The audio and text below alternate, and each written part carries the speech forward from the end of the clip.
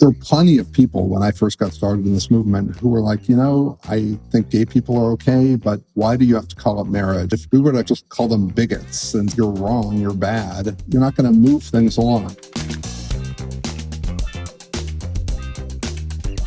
In 1996, 27% of those surveyed supported marriage equality, and today it's 71%. So we've had a sea change in a 17-year period.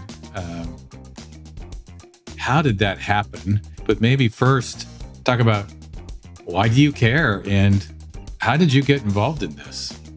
I'm a gay man, and so I remember there was a period of time in my 30s when a number of my close friends, early 30s, my close friends were getting engaged and getting married, and I was groomsman in some of their weddings, and I just really recognized that. I had sort of a two-part reaction. On the one hand, couldn't have been happier for them that they found the person they wanted to spend their lives with. But then I also was really frustrated that, that this couldn't be the case for myself. And then more fundamentally, I struggled with coming out like many LGBT people do. And the notion of being able to marry is such a powerful concept. It means that your government treats what I think is most fundamental about being gay or lesbian as equal. And so I just thought that if we could be allowed to marry, if the government didn't restrict marriage, it would be a powerful message. It seems like people are even more extreme these days on each side, but it seems harder today than it was. Am I not seeing it right? What are you feeling?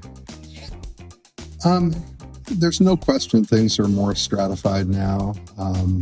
And I think that there is much, I've become, part of the gospel that I try to spread into the world is the importance of persuasion, of not shutting down conversation.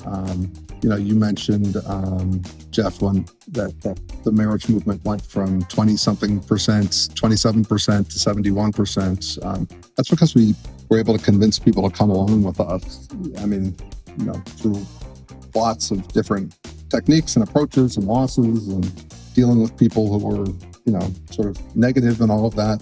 But you have to engage. And I think right now there's just people are very sensitive, and there's the notion of shutting down the conversation. Like there were plenty of people when I first got started in this movement who were like, I think gay people are okay, but why do you have to call it marriage? I don't get it. Or my faith tradition says that this is wrong. And they don't really want to say that, but that's what they were feeling. And if we were to just call them bigots and say, no, we don't want to talk to you, or you're wrong, you're bad, you're not going to move things along. So I think that is a tendency of all sides today, that, you're calling names rather than listening and engaging. And that is I think it's a social media dynamic. It's, you